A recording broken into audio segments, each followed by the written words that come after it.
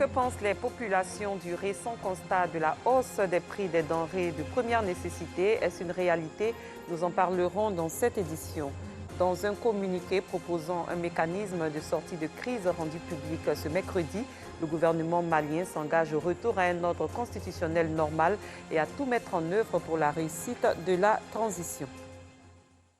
Bonsoir, merci de suivre le 19h. Les prix des produits de première nécessité ont nettement augmenté depuis le début de l'année 2022. Tous les secteurs de l'alimentation sont touchés. Certains produits ont même doublé de prix. Une situation vécue difficilement par les populations qui demandent au gouvernement de trouver des solutions. Mohamed Nour Ouattara, Alassane Parguin-Drabo. Point rien, tu es énervé, tu veux frapper les enfants. Tu te dis, tu vas acheter quoi qui va suffire? Cette plainte de Dame Eugénie est liée à la hausse des prix des produits alimentaires depuis le début de l'année 2022. Elle explique ici son désarroi face à cette situation. Si on leur donne le petit déjeuner, la nourriture de midi ne sera pas vraiment bien consistant. On est obligé de couper. Les salaires n'augmentent pas en fait. Les salaires n'augmentent pas. Le monsieur va te dire, mais voilà ce que je gagne. Tu vas lui dire quoi? Le constat est le même du côté de cette gérante de supermarché du quartier Liberté dans la commune d'Adjamé. Pour elle, cette hausse ne lui permet pas de couler la majorité de ses produits. Quand les clients même rentrent là, en tout cas ça devient palable à la caisse. On leur dit que ce n'est pas nous. Tu as payé quelque chose à 25, tu ne peux pas venir vendre à 25. C'est impossible. Voilà, tout a augmenté. Quand les fournisseurs viennent livrer, quand on leur dit, ils disent que non, c'est là-bas qui a augmenté. Et c'est à cause de Corona. Voilà, voici la question qu'on nous dit. On dit c'est à cause de Corona, tout a augmenté. Cap est mis sur la commune de Cocody, où ces commerçantes pointent du doigt l'augmentation abusive des prix des produits de première nécessité. Ça fait 2 ans maintenant, huile. Mais cette année-là même, c'est grave. L'année passée, c'était 18 000, 20 000, mais cette année-là, c'est parti à 25 000, 25 500, du Nord, 26 000. Cette année-ci, on a remarqué que plein de choses ont augmenté sur le marché, surtout à Cocody ici. Le marché est super cher. L'huile, avant, on payait le petit bidon de Dino et Aya à 500 francs. Franchement, c'est un peu déplorable. L'essence, plus particulièrement le super sans plomb, a connu une légère hausse. En fait, pas du goût des automobilistes. Juste après les fêtes, le carburant a augmenté.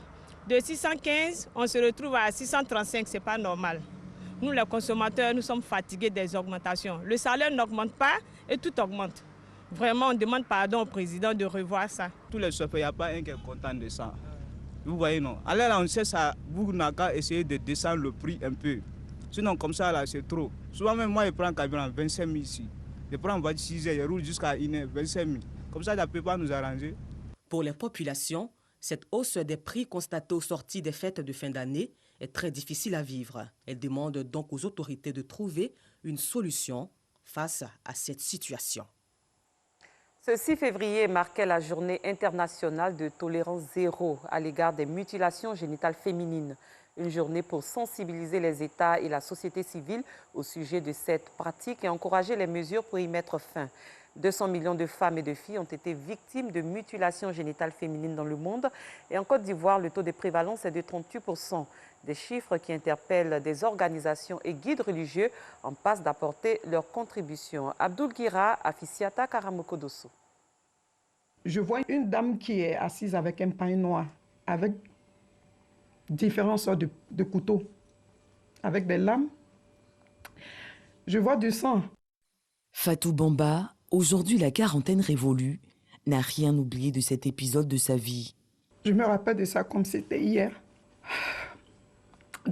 On ne m'a pas expliqué. Je ne savais pas pourquoi je me suis retrouvée dans cette forêt. Mais je me rappelle comme si c'était hier. J'avais le foulard sur le visage. Elle ne savait pas que je voyais tout. Mais je savais qu'il y a quelque chose qui n'allait pas. Donc dès qu'on m'a déposé, dès que j'ai vu les couteaux, j'ai commencé à crier. Et dès que j'ai crié, la dame, elle s'était assise sur moi. J'avais cette rage-là. Parce que je voulais me défendre devant mon... Les séquelles de l'excision hantent toujours son quotidien. Il faut qu'ils arrêtent ça. Ils ne savent pas combien de vies ils ont détruit en fait. Il faut que ça s'arrête. Ça n'a rien à voir. C'est C'est horrible.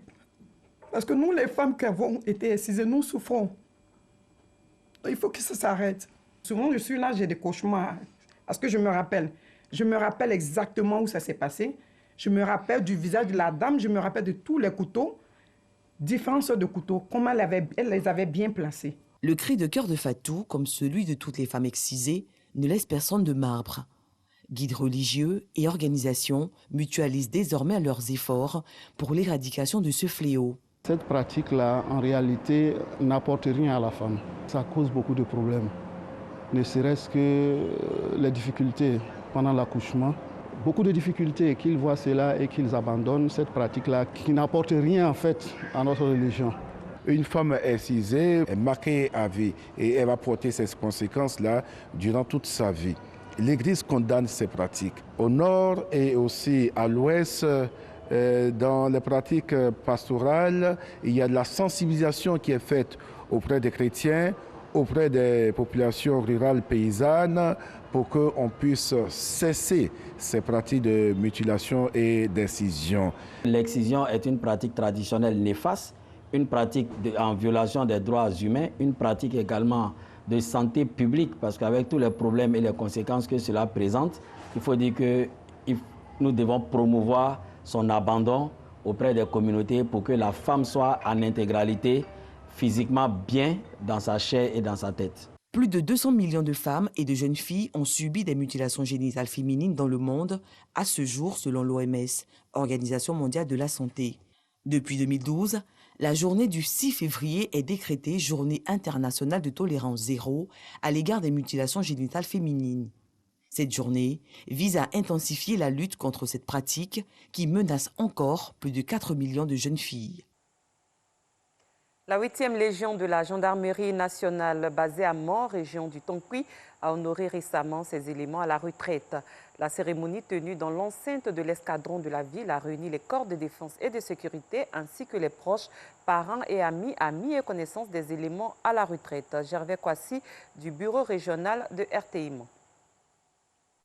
Ils sont au nombre de 4, tous des adjudants-chefs qui font valoir les droits à la retraite après plus d'une trentaine d'années de valeureux et loyaux services rendus à la gendarmerie nationale.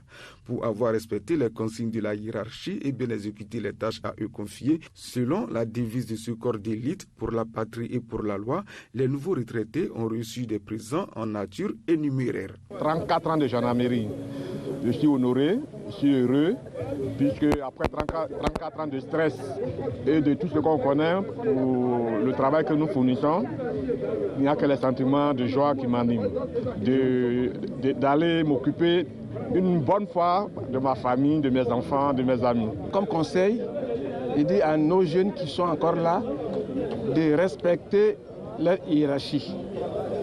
Respecter tous ceux qui sont plus anciens et comme petits, et encore de leur demande de faire le sport. Parce que le sport aussi a favorisé à ma retraite et la santé que j'ai aujourd'hui. Le commandant de la 8e Légion de gendarmerie de Mans et ses collaborateurs les plus proches, ainsi que les autorités administratives du département du Mans, ont traduit leur gratitude à l'endroit de ces valeureux travailleurs du métier des armes. Comme on le dit, quand il y a des portes qui se ferment, il y a d'autres portes qui s'ouvrent. Nous souhaiterions collaborer toujours avec eux parce qu'ils ont reçu une formation. Ils restent toujours gendarmes dans l'âme, dans le sang, dans le corps. Donc nous aurons toujours besoin d'eux. Voilà, nous aurons toujours besoin d'eux. Et nous souhaiterons les voir épanouis dans leur vie de retraité. Un repas du corps auquel étaient conviés de façon exceptionnelle les civils a clôturé cette cérémonie de célébration du mérite. Cannes 2023, la Côte d'Ivoire s'active à prêter toutes les infrastructures retenues afin d'organiser une belle Cannes. La CAF, Confédération africaine de football, veut s'assurer que les travaux avancent bien. Après Korogo, la délégation de la CAF, accompagnée du ministre de la Promotion des Sports et du Développement de l'économie sportive et de plusieurs responsables du COCAN, comité d'organisation de la Cannes 2023, dans le pays. Sam Konon. À San Pedro, la visite d'inspection des infrastructures sportives et d'hébergement effectuée par la délégation de la CAF accompagné des premiers responsables du sport dans notre pays, a débuté par le stade olympique de 20 000 places en construction. Ici, le taux d'exécution des travaux est de 69%. À la cité Cannes, située de l'autre bout de la ville, sur l'axe San Pedro-Grand Bérébi, les 32 villas de 5 pièces sont sorties de terre. Il ne reste que 28% pour terminer les travaux. En ce qui concerne les 3 terrains d'entraînement, les travaux de renforcement sont estimés à 27%. Un gros retard, estime la délégation. 69%, c'est le taux global d'exécution des travaux des infrastructures sportives et d'hébergement dans le cadre de la CAN 2023 à San Pedro. Il faut faire vite, selon les responsables de l'instance suprême du football continental. On voit que les choses avancent, pas au rythme que je souhaiterais, mais nous, on va fixer juste la date de la compétition. Mais le calendrier des travaux, ça appartient au maître d'ouvrage et puis maître d'œuvre. Ce n'est pas à nous de décider d'imposer ça. Nous, on voudrait avoir les ouvrages assez rapidement pour faire des matchs de tests. La CAF va installer ici, en Côte d'Ivoire, un bureau permanent, comme il a été indiqué, qui sera notre interface pour que tous les délais prévus par le cahier des charges soient tenus, pour que nous offrions à la jeunesse africaine l'une des meilleures CAN jamais organisées sur notre continent. La visite d'inspection de la délégation de la CAF s'est achevée par l'étape des hôtels retenus pour l'hébergement des délégations. Après San Pedro, d'autres missions d'inspection de la CAF sont prévues dans les autres villes devant accueillir les phases finales de la CAN 2023. Après Kourogo, donc, la délégation de la CAF, accompagnée du ministre de la Promotion des Sports, s'est rendue à San Pedro pour une visite d'inspection. Vous venez tout juste de le voir dans ce reportage de Sam Conan. À l'étranger, les autorités de transition au Mali ont proposé ce mercredi un mécanisme de sortie de crise que connaît le pays à propos de la transition qui prévoit un groupe ministériel pour le dialogue composé de certains pays dont la Mauritanie. Cette proposition, annoncée aujourd'hui par le ministre malien des Affaires étrangères sur sa page Twitter, prévoit la mise en place d'un mécanisme de concertation avec la CEDEAO, Communauté économique des États de l'Afrique de l'Ouest, l'Union africaine et la communauté internationale. Selon le ministre malien, l'objectif visé par cette proposition est de rechercher une solution consensuelle pour une transition réussie à même de garantir un retour à une situation constitutionnelle normale. La procédure contre l'ancien président burkinabé Blaise Compaoré, jugé pour l'assassinat de son prédécesseur Thomas Sankara en 1987, ne vaut rien en l'absence de gouvernement au Burkina Faso depuis le putsch militaire du 24 janvier. C'est ce qu'a estimé ce mercredi l'avocat de Blaise Compaoré. La veille, mardi, le parquet militaire a requis 30 ans de prison ferme à l'encontre de l'ancien président burkinabé pour attentat à la sûreté de l'État, ruisselle de cadavres et complicité d'assassinat. L'imprimerie de la Banque de France à Chamalières, lieu de fabrique de billets dont le franc CFA a été touché dans la matinée de ce mercredi par un incendie. Un incendie circonscrit selon la préfecture. Le feu est parti peu après 10 heures, heure locale, d'un laboratoire de design de billets. Un premier bilan fait état de 24 personnes légèrement intoxiquées, dont 4 transportées au CHU de Clermont-Ferrand. L'imprimerie, qui a commémoré ses 100 ans en 2021, fabrique annuellement plus de 2,5 milliards de billets dans les coupures du franc CFA. Sur la ligne de front en Ukraine, les soldats disent être prêts alors qu'un intense balai diplomatique s'est ouvert pour tenter de désamorcer la crise autour de ce pays d'Europe de l'Est. Assitan Diarra. En faction près de Donetsk, bastion pro-russe, des soldats ukrainiens se méfient du calme apparent. Les tirs ennemis sont moins nourris qu'à l'automne, mais les Occidentaux tirent la sonnette d'alarme face au risque d'une offensive russe. En ce moment, tout est calme. C'est devenu une guerre de tranchées, une guerre de position. Ils se tiennent prêts et nous aussi. Et nous attendons que les politiciens parviennent à un accord. Et maintenant, ils veulent faire bouger les choses. Sans céder sur la garantie de non-élargissement de l'OTAN à l'Ukraine, point d'achoppement central, Poutine aurait accepté certaines propositions d'Emmanuel Macron. Moscou s'engagerait à ne pas prendre de nouvelles initiatives militaires. Le message à Poutine est que nous savons ce qu'il va faire et que nous y sommes prêts. Mais toute opération militaire doit être une surprise. Ce n'est qu'à cette condition qu'elle a des chances de réussir. Si tout le monde est au courant et que tout le monde est prêt, Je pense qu'elle a peu de chances de réussir. L'Est de l'Ukraine est déchiré depuis 2014 par une guerre avec les séparatistes qui a fait plus de 13 000 morts. En avril 2021 et février 2022, plus de 100 000 soldats russes ont été déployés à la frontière.